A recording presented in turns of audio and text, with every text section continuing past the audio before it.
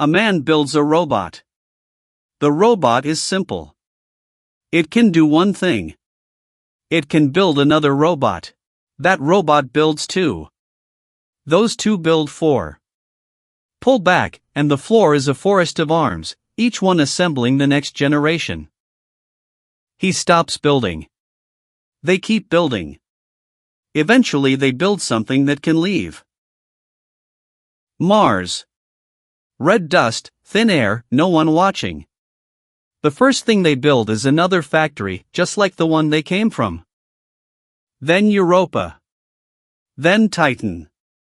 Then Ceres. Every world with a surface gets a factory.